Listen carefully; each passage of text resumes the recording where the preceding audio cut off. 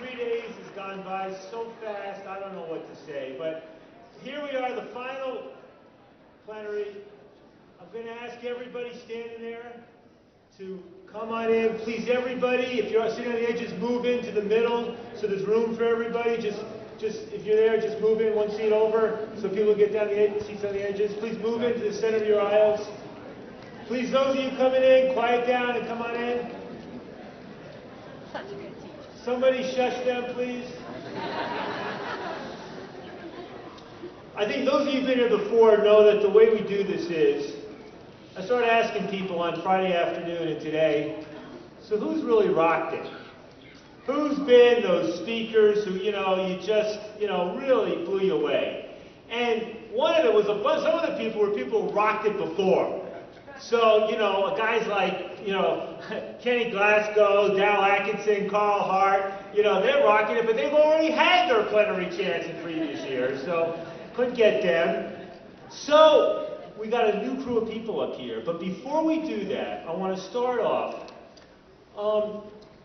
There's an organization called HCLU, Hungarian Civil Liberties Union. When they write the history of the global drug policy reform movement, these guys will go down as the videographers of this movement. Just amazing work. Check out their website. But they put together, I don't know how they do this, a little video about this conference. So can we run that?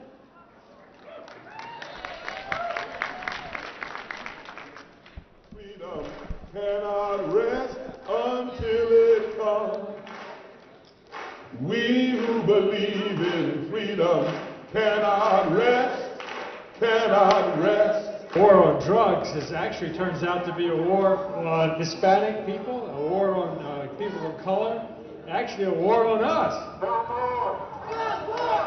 No war! No war! Getting mothers together from across the nation to speak out against the violence, pathologizing incarceration, and the accidental overdose deaths that are the result of punitive drug policies.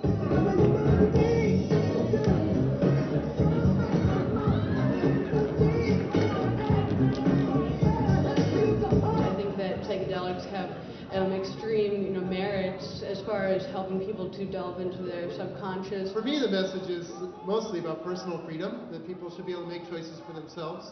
But I also do think that our governments are spending way too much money treating people as criminals. You're looking at incarceration rates that have skyrocketed since the 70s. Just needs reform, serious reform. I can't understand how a drug-oriented society found it necessary to declare war on itself. Most of the victims of the drug war aren't here with us today. They're in prisons, they're in foster homes, they're in hospital beds, or on the path of rehabilitation. The drug war, I want you to understand this right now, is nothing but the mask of all the stuff we hate. The drug war is the mask of racism. The drug war is the mask of sexism. The drug war is the mask of xenophobia. The drug war is the mask of homophobia, Islamophobia. And one of the things that we're going to do is take off the mask.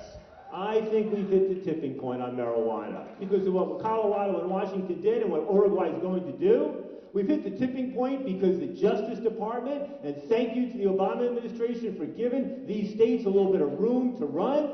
We may be at the tipping point on marijuana, but 2 states down and 48 to go, and hopefully 1 country down and 200 to go.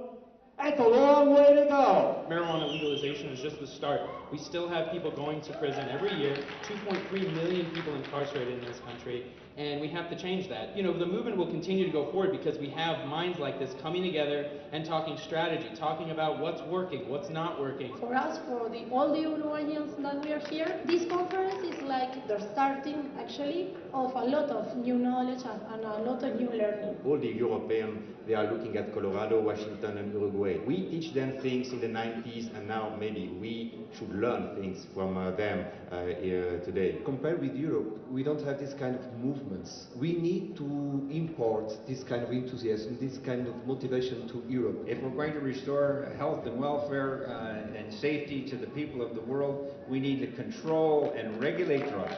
We need to reinvest the nations of the world with national sovereignty, so they're deciding what's best for their country. This is a long-term struggle for freedom. For freedom. For freedom and liberty. Yes, and compassion and justice and health and science, but it is for freedom and for liberty.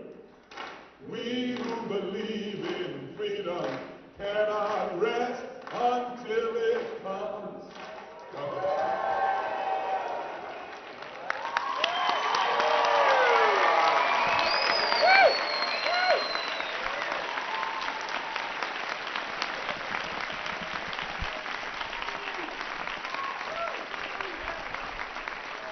And you'll notice, those guys may feel you, they never stop. Okay. Well, here's what each one of the next 5 people, the last speaker is going to get a little more time, but the next 5 people, each one said you got 6 minutes.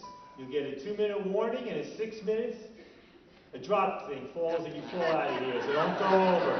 The first guy up, brought here with the help of the Institute of the Black World,